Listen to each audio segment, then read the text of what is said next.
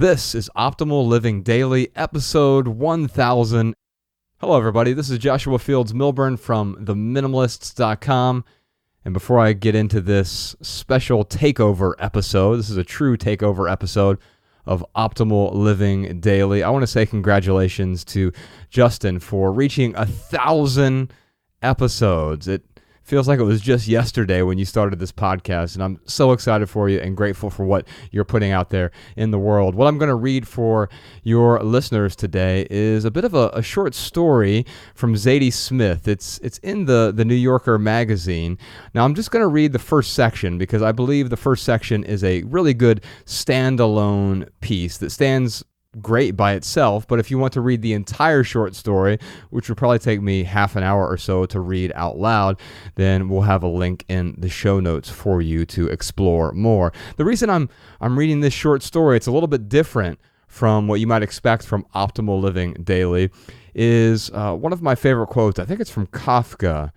He said, "Sometimes life's most difficult problems can be talked about only with jokes."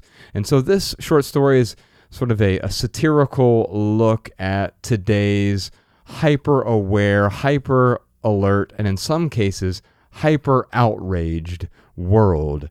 And it is, maybe if I were to append what Kafka had to say, I would simply say that sometimes life's most difficult problems can be talked about only through fiction. So this short story is called Now More Than Ever by Zadie Smith. There is an urge to be good, to be seen to be good, to be seen, also to be. Badness, invisibility, things as they are in reality as opposed to things as they seem, death itself, these are out of fashion. This is basically what I told Mary. I said, "Mary, all these things I just mentioned are not really done anymore. And also, while we're on the subject, that name of yours is not going to fly. Nobody's called Mary these days. It's painful for me to even say your name, actually. Could you get the hell out of here?" Mary left. Scout came by. A great improvement. Scout is so involved and active. She is on all platforms and rarely becomes aware of anything much later than, say, the 300th person.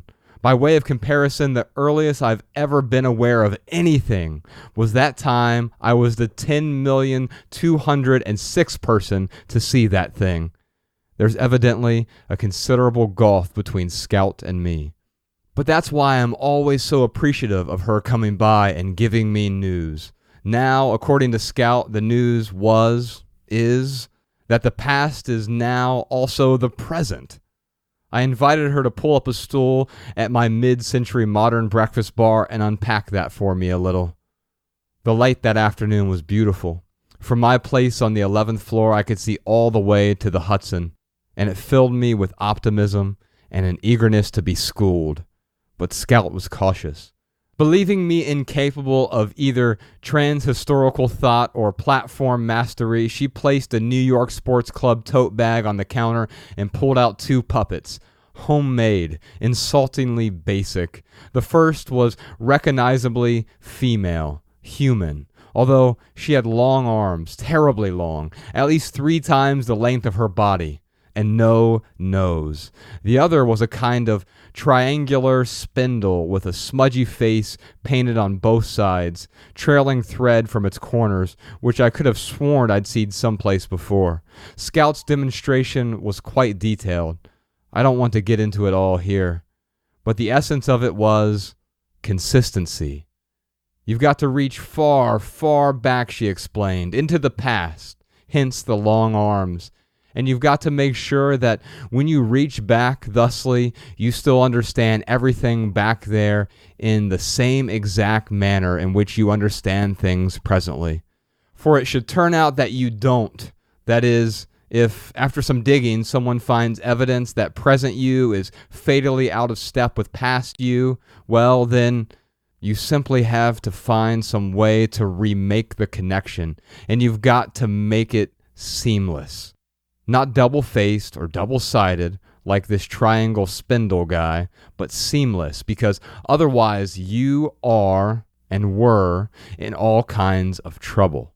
Seamless. At which point we both got hungry and paused to order a couple of poke bowls. Here's a question for you, re-consistency, I said, putting my elbows on the counter. I know this woman who's a big fancy CEO. Her name is Natalia Lefkowski. She totally squared the past with the present, is admired by all, and is not only seen to be good, but actually does good in the world for many people, providing clean water, and equitable job creation, and maternity leave, and plenty of other inarguable benefits for women here, there, and everywhere. But yesterday, she got this message. I showed Scout the message, which I had received on my phone from someone called Ben Trainer, apparently an ex-boyfriend of Natalia, whose son, Natalia's son, was in my Kafka and Kierkegaard class a few years ago. According to this Ben Trainer, Natalia had liked to do things in the very recent past that were not consistent with her existence in the present. Stuff like sodomizing Ben Trainer while pretending to be his mother, also calling him daddy while he pretended to be holding her as in a crawl space underneath her own East Hampton kitchen. At the time, they had both agreed to these oppositional kinks, but when they broke up, it occurred to Ben that, although there was no contradiction between his own life and his intimate life, Ben worked as the general manager of a leather bar down on Rivington, there was surely a big old gap between how Natalia morally lorded it around in her professional existence and the weird she was into behind closed doors.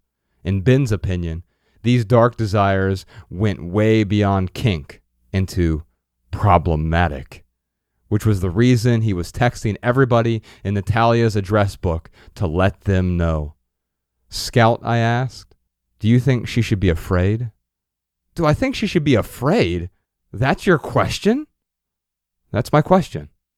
Scout packed up her puppets and left, accusing me of flippancy and misjudging the current climate. We never even got to the poke bowls. Sometimes I think I don't ask the right questions.